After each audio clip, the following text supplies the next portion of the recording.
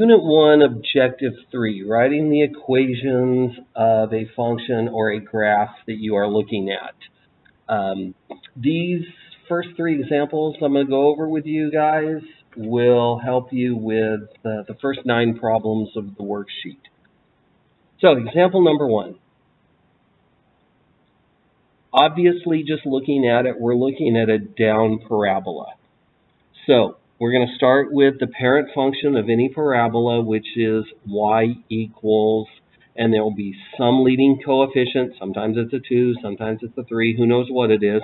Leading coefficient ax squared. Now, the vertex of this parabola, I've already noted it, it's at 4, 3. So we already know most of this equation. Most of the equation of this parabola can be written as y equals, we don't know what the leading coefficient is, so we're going to keep the a right there as a. But in order for a vertex to be 4, 3, the rest of the equation has to look like this. X minus 4 squared,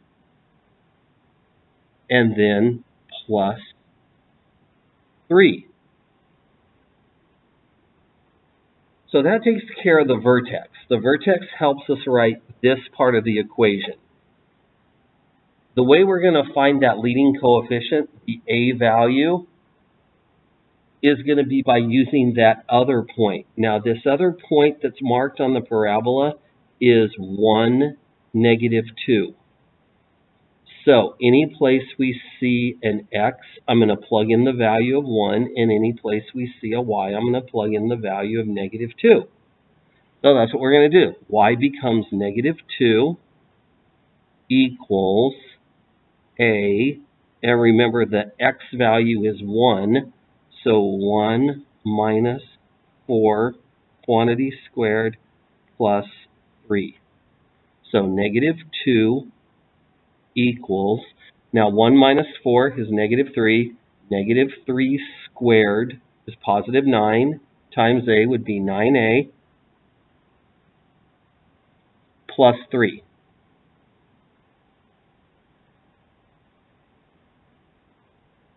Now, I'm going to subtract 3 from each side. I'm solving for a. So -5 equals 9a. Divide both sides by 9. So a equals -5/9. Now I can write the equation of this exact parabola. Let's just go back here. All we got to do is plug in that a value now. So y equals -5/9 x minus 4 quantity squared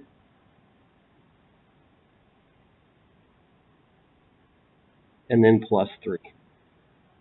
And there is the equation of that particular parabola.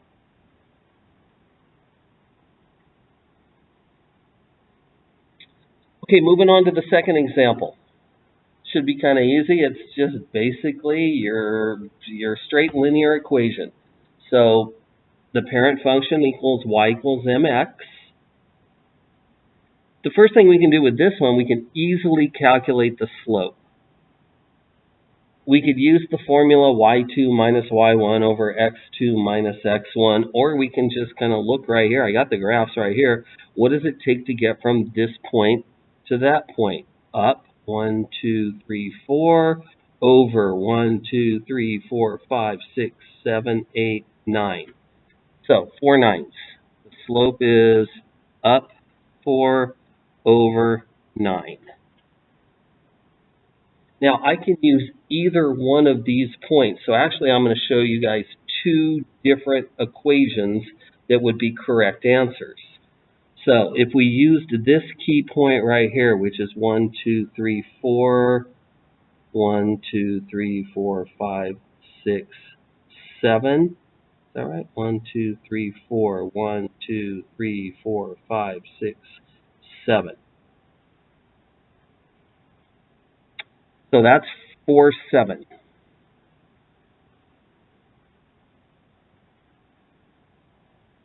Or we could use this one, -1, -2, -3, -4, -5, +1, +2, +3. So -5, 3.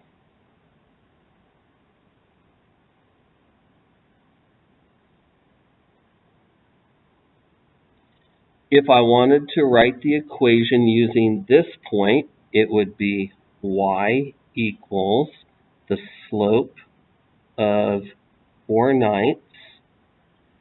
And then in order to use the point 4, 7, I'd have to have x minus 4 and then plus 7. But if I wanted to use the point -5, 3, it would be y equals, the slope is the same, 4/9. And in order for that x coordinate to be -5, the equation would have to be x plus 5. And then in order for that coordinate to be +3, I would just go +3. And there are the two equations in point slope form that would fit that line. They're both the same equation. If you simplify them out, they would be the same equation. But they're just using two different points, so they look different. Okay, the last one, the last of these examples. We have an exponential growth, which has as its parent function y equals a raised to the x power. And again, a represents the base, so who knows what the base is. Now, a couple things regarding the movement of this point. This point right here is the key point. Now, the key point usually resides right there at 0, 1.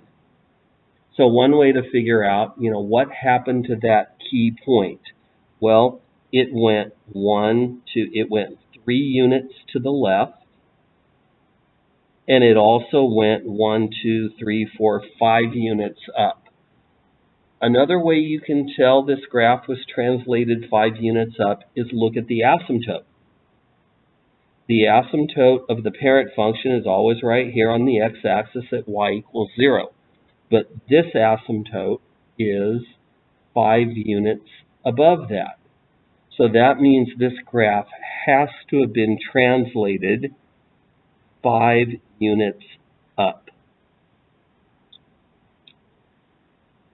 And we also figured out, remember, the key point used to be right there at 0, 1.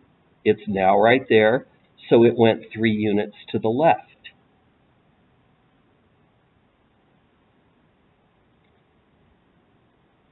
So we can write a lot of this equation just knowing this information.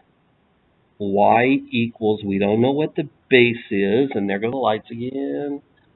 We don't know what the base is, but we do know 3 units to the left is accomplished by going x plus 3. And we know 5 units up is accomplished by putting a plus 5 right there. Now we're going to use the other point to help us figure out what the A is. That other point is -1, 1, 2, 3, 4, 5, 6, 7, 8, 9. That's -1, 9 right there.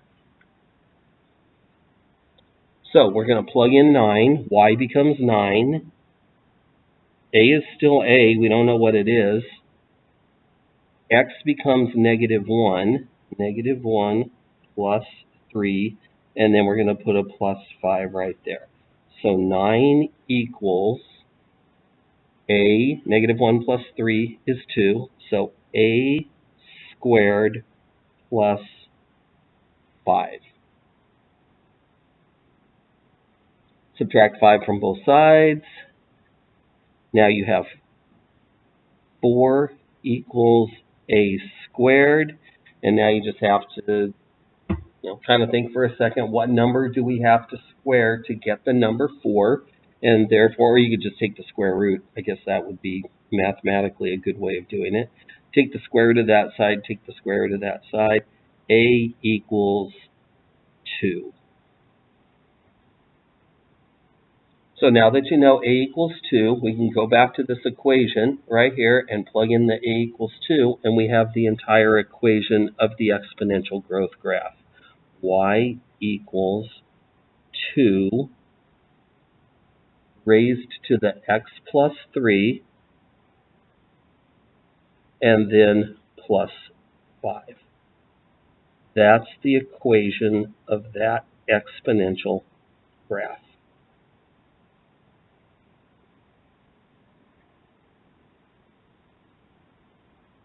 Now the second page of worksheet 3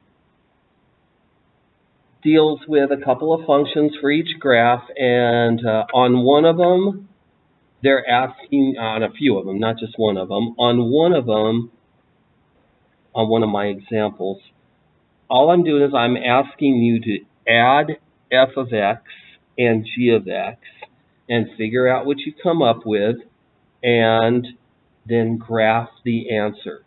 So this is not an example where we're plugging one function into another. If you look down at my second example, that one is f of g of x. But this one is simply saying take f of x and add it to g of x. So we can do that. F of x is 3x squared plus 4x minus 8.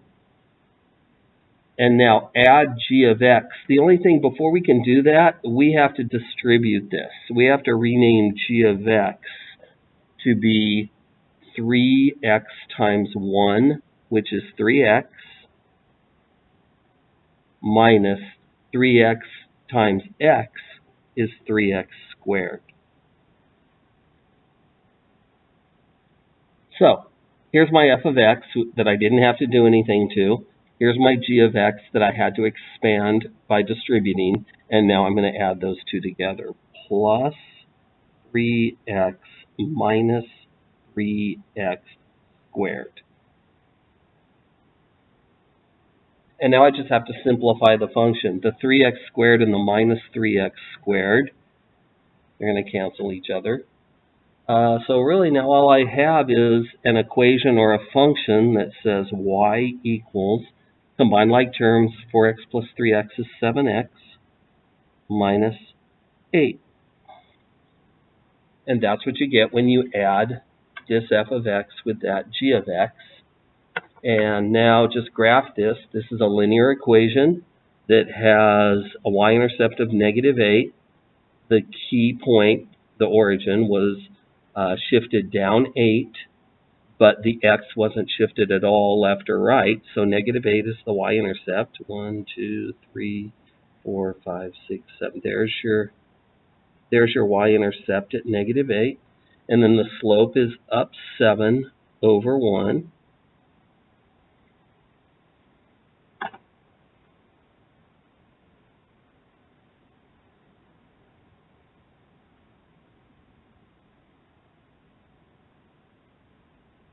So there's the result.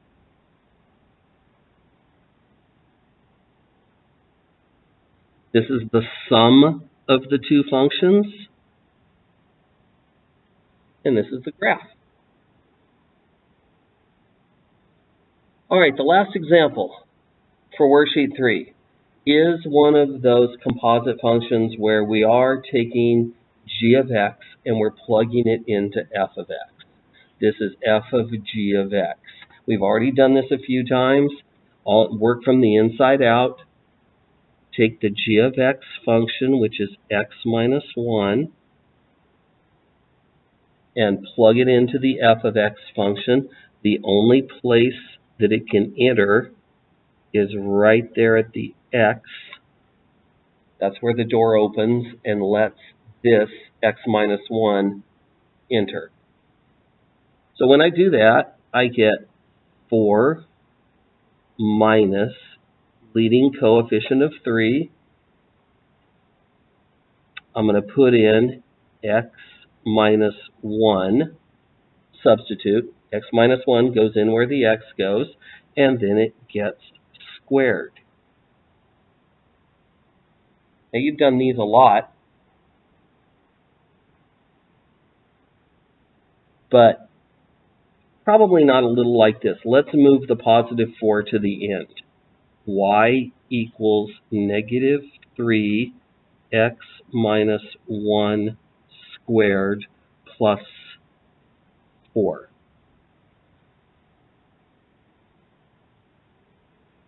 Now, just by the characteristics of this equation, I know it's a down parabola because of that negative 3. I know the vertex is at positive 1, positive 4. So 1, 1, 2, 3, 4. There's the vertex. Now, with that leading coefficient of negative 3, we can make an XY table to kind of figure out what does that negative 3 do. And let's just plug in the next x after 1. Let's plug in 2. What happens when x equals 2? Well, 2 minus 1 is negative 1. Sorry, 2 minus 1 is positive 1. Positive 1 squared is still positive 1. Negative 3 times 1 is negative 3 plus 4 is positive 1. So the next point is 2, 1. Now, there's actually, if you think of this, this is called the line of symmetry right here.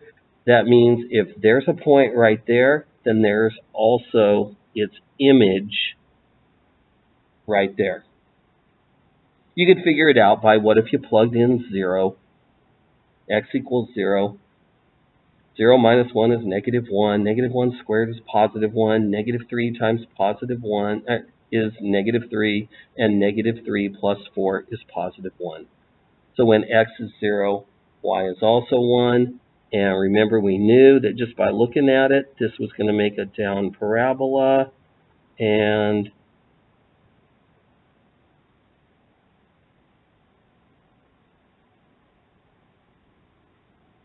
that's a decent representation of that down parabola.